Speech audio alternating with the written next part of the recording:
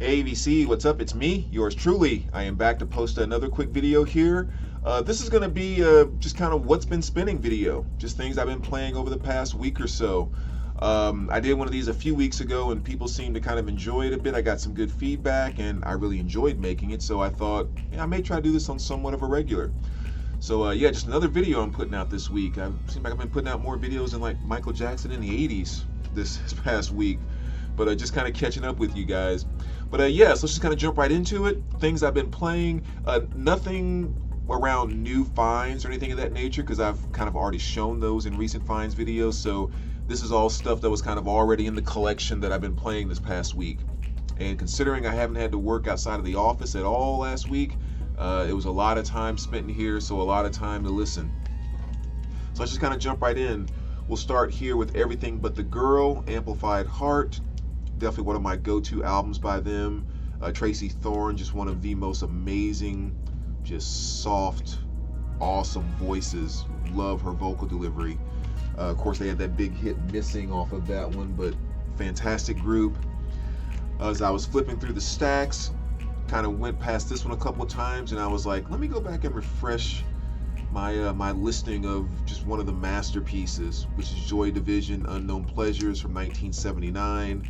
I'm sure everyone's kind of seen that album cover so many times before, but yeah, just one of those legendary albums, and just had to kind of freshen up on it a little bit, so I gave that a spin. One that I find myself going to quite a bit, the Gin Blossoms, New Miserable Experience from 1992. This album just never loses its luster for me. Every time I hear it, it's just like, that is just awesome, awesome music from front to back. Even the B-sides on this album are just all fantastic. But Lost Horizons, Hate Jealousy, Until I Fall Away, Found Out About You, on and on and on. Just great, great stuff on that album. Never get tired of listening to that. And the next two, it's kind of funny because one prompted me to listen to the other. But Motley Crue, Dr. Feelgood, and of course, you know, you guys know this album, right? One of the many great Motley Crue albums. But a fantastic album from 1989. I really fell in love with this kind of in the early 90s, like 90, 91 was when I really, really got into this album after it was out for a little while. Songs like Dr. Feelgood, Rattlesnake Shake, Kickstart My Heart, With or Without You, Same Old Situation, just great, great stuff. And sonically beautiful. You know, Bob Rock did an amazing job producing this. But the funny thing is, when I was listening to this album, it made me want to go listen to and prompted me to go pull out this album and listen to it, which is UB40 Labor of Love. Now, I mean, what the next logical question might be is, how in the world is Motley Crue connected with UB40? And kind of the reason why is, like I said, when I first really got into that album, it was around 1991, so it'd been out for maybe a little bit over a year or something like that. Really got into it, and a friend of mine named Tony introduced me to this album around 91. And again, I wasn't listening to anything outside of really kind of glam metal and hip hop. That was kind of my only things, and like 80s new wave. So when he introduced me to this was like one of my first big introductions to some type of reggae that I really, really liked. So I was like, oh my gosh, I fell in love with the album immediately. So the summer of, I think it was 91, I was working at a Wendy's during the summer months. And so I remember I made a mixtape of my two favorite albums at the time, which was UB40 and Dr. Feelgood. And on one side of that tape, I had just their stuff, but since, you know, back then you had to rewind and fast forward because that's the way cassettes work, for those of you that don't know. So I decided to mix the songs up where I would do like Motley Crue, UB40, Motley Crue, UB40, Motley Crue, like that.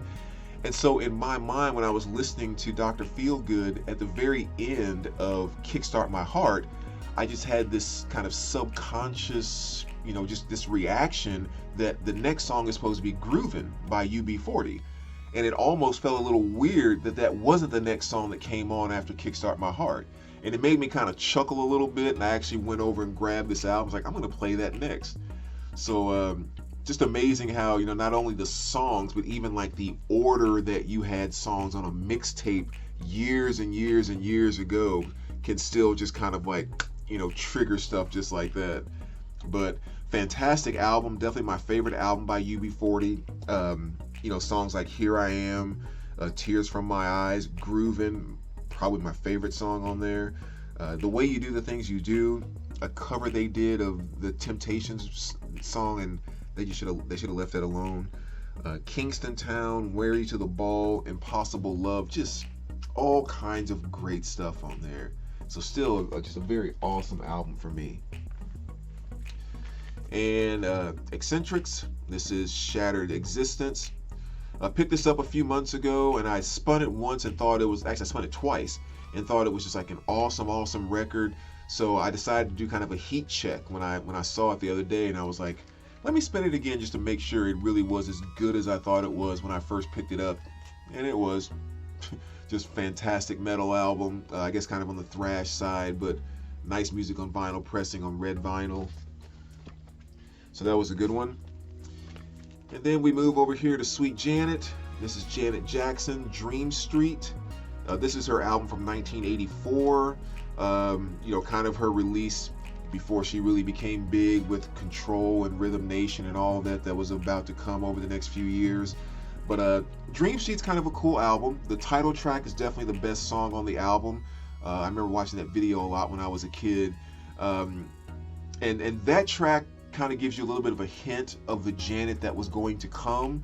The rest of the stuff on the album, there's some okay songs here or there, but it really was more so of like, it sounds like they had a nice hit with Dream Street and they tried to make all of these other songs just so they can it was filler, kind of filling up the albums.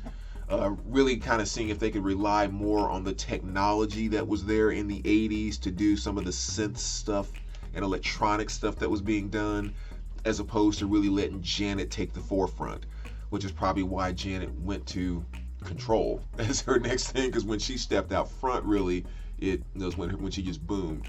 But really awesome album from 1984. Again, if you haven't heard Dream Street, check that out. Fun little 80s, very dated video. Next here we have Wild Nothing, and this is their album Gemini. Another one of my go-to albums, one that I spin almost as much as any other album in my collection. This is from 2010. I have them in my synth pop section, and because that's really kind of right where they fit in with me. Even though they don't have a lot of synths in the band, so to speak, a lot of the guitar tones and stuff that they use brings about a very strong dream pop, synth pop type of feel, and just a really awesome band. And this is my favorite album by them. My favorite song off of this is Summer Holiday, which would be the first one I recommend checking out. And if you like anything about Summer Holiday, it's a good bet you're going to like the rest of this album, and you're going to like the other albums in their catalog, because they stay pretty consistent in the cool thing that they do. So great album. Highly recommend that for any huge synth pop fan. Next here we have the Mary Jane Girls, Only for You. Kind of, again, going through my 80s ladies R&B. This had that huge hit In My House, which is kind of an awesome 80s R&B dance type of hit. Written and produced and arranged and everything by Rick James. This was kind of one of his little groups that he spawned off on the side he tried to put together. So really cool one there.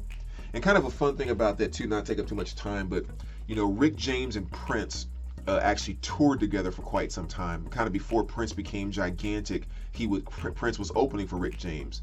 And they developed this cool kind of rivalry where they were always trying to outdo each other. Like on stage and just everything. And when you really think about it, between the way they dressed, the way they presented themselves, the sexuality inserted into their performances and their songwriting, and just kind of all the unique things that made them, they actually were pretty darn similar in so many ways.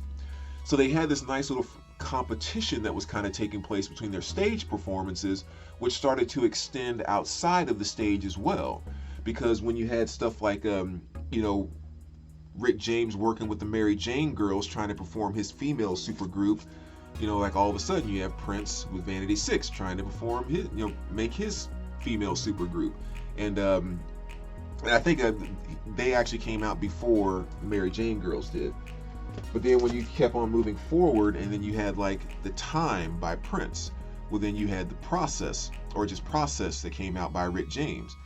So it was kind of like when you really go back now and look at their careers, it's really funny to see how they were just kind of really entwined with each other in that way.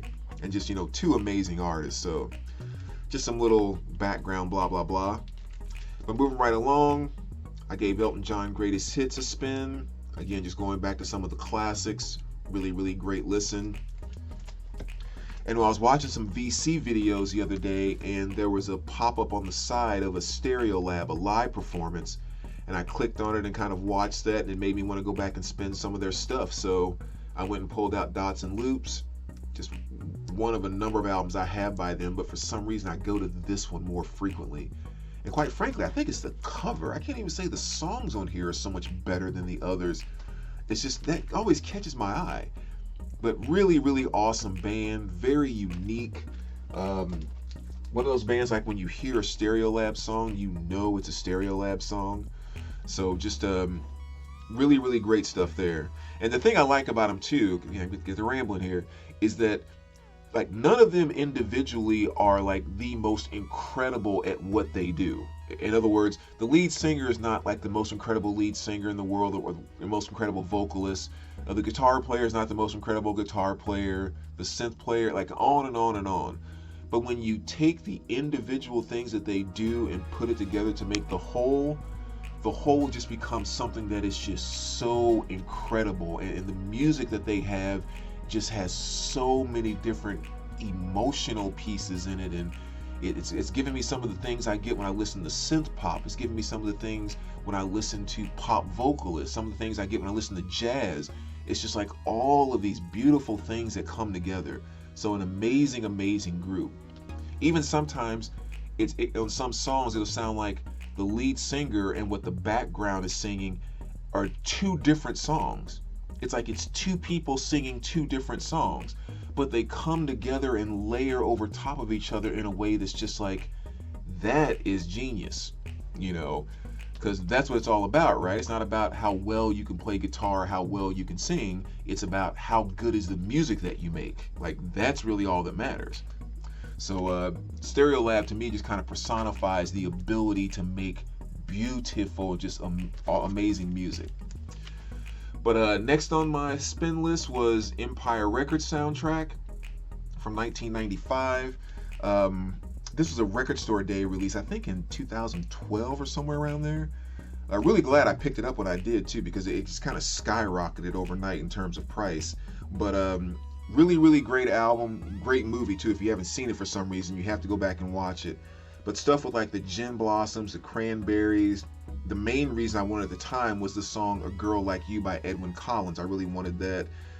Toad the Ret Spocket, Better Than Ezra, another band I need to get more vinyl by, because I don't have any. But yeah, really, really awesome album. And the biggest thing I remember about spinning this when I got to the end the other day was it just made me feel like that album is so 90s. Like from the first second to the last song, it is just total and complete 90s. I mean, it came out in 95, so it's supposed to be.